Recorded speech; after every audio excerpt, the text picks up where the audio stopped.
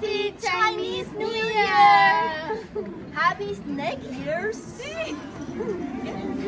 新年快乐！新年快乐ചൈനീസ് new year ആണ് ജനുവരി 29-ാം തീയതി.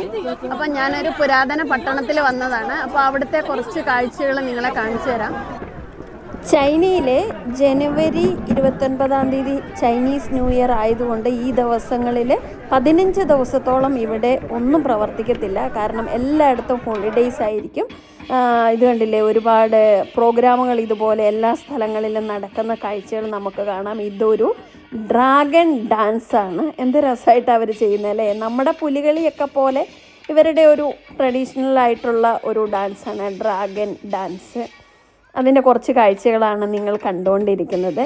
അപ്പോൾ ഞാനിങ്ങനെ ഈ ഒരു ട്രഡീഷണൽ ആയിട്ടുള്ള ഈ ഒരു സ്ഥലത്ത് വന്നപ്പോൾ ഒരുപാട് ജനങ്ങൾ ഇങ്ങനെ ഒഴുകിക്കൊണ്ടേയിരിക്കുകയായിരുന്നു.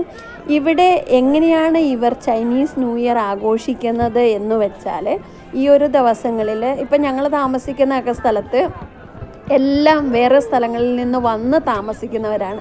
ഇവരെല്ലാവരും ഈ സമയമാകുമ്പോൾ ഇവിടെ ഫാക്ടറികളും ബാങ്കും സ്കൂളും എല്ലാം ഹോളിഡേയ്സ് ആയതുകൊണ്ട് തന്നെ ഇവരെല്ലാവരും ഇവരവരുടെ സ്വന്തം നാടുകളിലോട്ട് തിരിച്ചുപോയി അവിടെ കുടുംബാംഗങ്ങളോടൊപ്പം ഭക്ഷണം കഴിക്കുകയും അവരൊരുമിച്ച് യാത്ര ചെയ്യുകയൊക്കെ ചെയ്യും. അതുപോലെ തന്നെ ഇവിടെ ഉള്ളൊരു സിസ്റ്റം എന്ന് പറഞ്ഞിട്ടുണ്ടെങ്കിൽ ഇവർ കുടുംബത്തിലെ മൂത്ത ആൾക്കാരെ ഇളയ ആൾക്കാർക്ക് റെഡ് പാക്കറ്റ് കൊടുക്കും. അതായത് അതിൻ്റെ ഉള്ളിൽ പൈസ വെച്ചിട്ട് എല്ലാവരും അങ്ങോട്ടും ഇങ്ങോട്ടും കൊടുക്കുന്ന ഒരു സമ്പ്രദായം ഈ ഒരു ന്യൂ ഇയറിൻ്റെ സമയത്തുണ്ട്. അതുപോലെ തന്നെ ഇവർ വെറൈറ്റി ഫുഡുകൾ ഇതുപോലെയുള്ള സ്ഥലങ്ങളിൽ വിസിറ്റ് ചെയ്ത് അവിടുന്ന് കഴിക്കുന്നതും എൻജോയ് ചെയ്യുന്നതുമായി ഇപ്പോൾ എല്ലാ സ്ഥലത്തും പോയിട്ടുണ്ടെങ്കിൽ ഭയങ്കരമായ തിരക്കായിരിക്കും. പല സ്ഥലങ്ങളിലും ഞാൻ ഈ ദിവസങ്ങളിലൊക്കെ ഒരുപാട് സ്ഥലങ്ങളിൽ യാത്ര ചെയ്തിട്ടുണ്ടായിരുന്നു. ആ സ്ഥലങ്ങളിലൊന്നും അടുക്കാൻ പോലും പറ്റത്തില്ല, അത്ര തിരക്കാട്ടോ. ഇപ്പം ഞങ്ങൾ താമസിക്കുന്ന സ്ഥലത്തൊക്കെ ഫുള്ള് എംറ്റിയാണ്. ഇത് കണ്ടോ, പഴങ്കഞ്ഞിയാണ് കേട്ടോ. നമ്മുടെ പഴങ്കഞ്ഞി പോലെ ചൈനക്കാർക്കും പഴങ്കഞ്ഞി ഉണ്ടെന്നുള്ള കാര്യം നിങ്ങൾ മനസ്സിലാക്കിയോ. പിന്നെ ഇവിടെ ഒരുപാട് വെറൈറ്റി ഫുഡുകൾ നമുക്ക് കാണാൻ വേണ്ടി, മുട്ടക്കകത്ത് ഇതുപോലെ ചോറൊക്കെ വെച്ചിട്ട് വെറൈറ്റി സംഭവങ്ങളൊക്കെ അവിടെ കാണാൻ വേണ്ടി കഴിഞ്ഞു.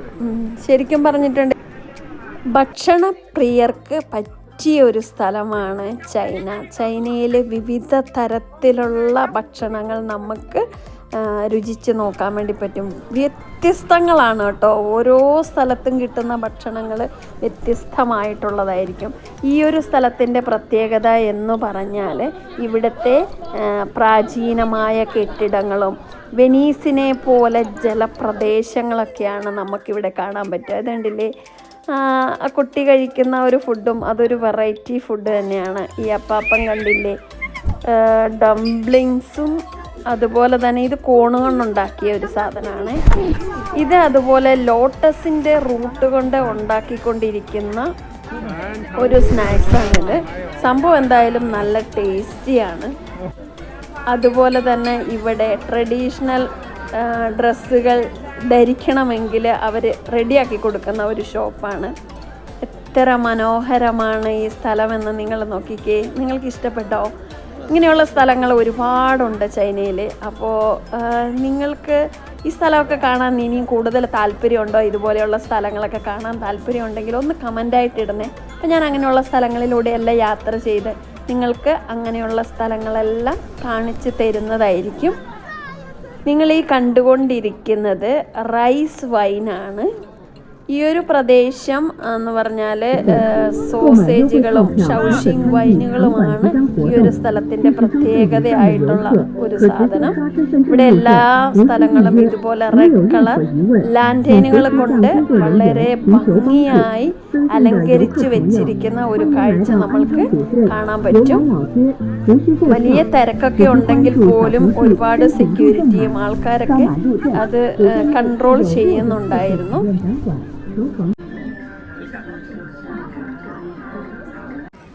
പട്ടീനെയും പൂച്ചേനെയൊക്കെ നിങ്ങൾ ഇതുപോലെ കഴുത്തിൽ ഇതൊക്കെ ഇട്ട് കൊണ്ടുപോകുന്ന കണ്ടിട്ടുണ്ടെങ്കിലും മുയലിനെ ഇങ്ങനെ കഴുത്തിൽ വള്ളിയൊക്കെ കെട്ടിത്തൂക്കി കൊണ്ടുപോകുന്നത് നിങ്ങൾ ആദ്യമായിട്ടായിരിക്കും കാണുന്നത് കേട്ടോ, അല്ലേ?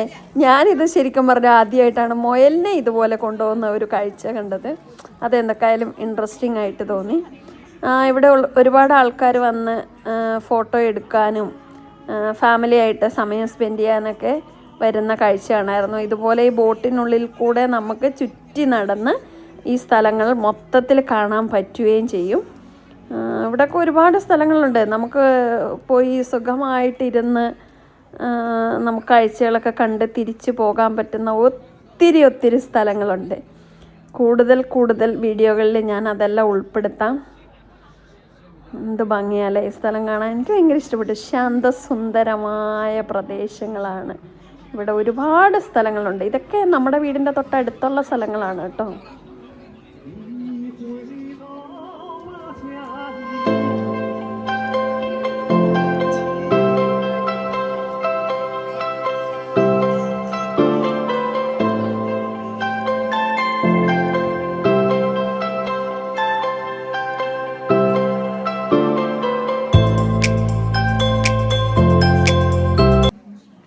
എന്ത് ഭംഗിയല്ലേ ഈ സ്ഥലങ്ങളൊക്കെ കാണാൻ വേണ്ടി. ശരിക്കും പറഞ്ഞാൽ ഞാൻ തനിച്ചേ ഉള്ളെന്നുള്ളൊരു പ്രോബ്ലം മാത്രമേ ഉള്ളൂ.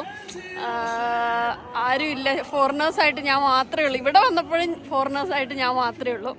എന്നാലും കുഴപ്പമില്ല, സ്ഥലങ്ങളൊക്കെ എൻജോയ് ചെയ്ത് നമുക്ക് പോകാമല്ലോ. ചൈനയിൽ ഇതുപോലെ ഭംഗിയുള്ള ഒരുപാട് സ്ഥലങ്ങളുണ്ട്.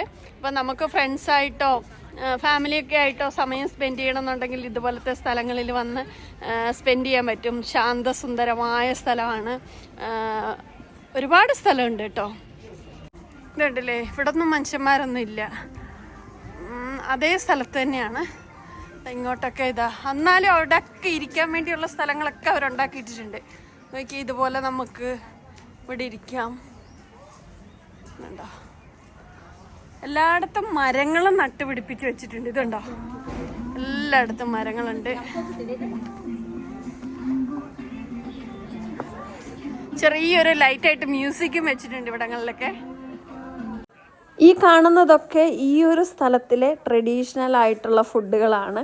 ഇതുവരെ കാണാത്ത ആൾക്കാരൊക്കെ ഇതുപോലെ വന്ന് അവർ ഫോട്ടോയും ഒക്കെ എടുത്ത് ടേസ്റ്റൊക്കെ ചെയ്ത് നോക്കി കണ്ടുപോകുന്ന കാഴ്ച. ഈ സ്ഥലത്തുള്ളവരല്ല ഇവിടെ വരുന്നവർ. പലരും മറ്റു സ്ഥലങ്ങളിൽ നിന്നും വരുന്നവരാണ് ഈ ഒരു സ്ഥലം കാണാൻ വേണ്ടി. ശരിക്കും പറഞ്ഞാൽ എനിക്കിതിൻ്റെ ഓരോ മുക്കും മൂലയും അറിയാവുന്നത് കൊണ്ട് ഞാൻ തനിച്ചാണ് ഇവിടെ യാത്ര ചെയ്തത്. ഇവിടെ ഒരുപാട് പ്രാവശ്യം ഞാൻ വന്നിട്ടുണ്ട്.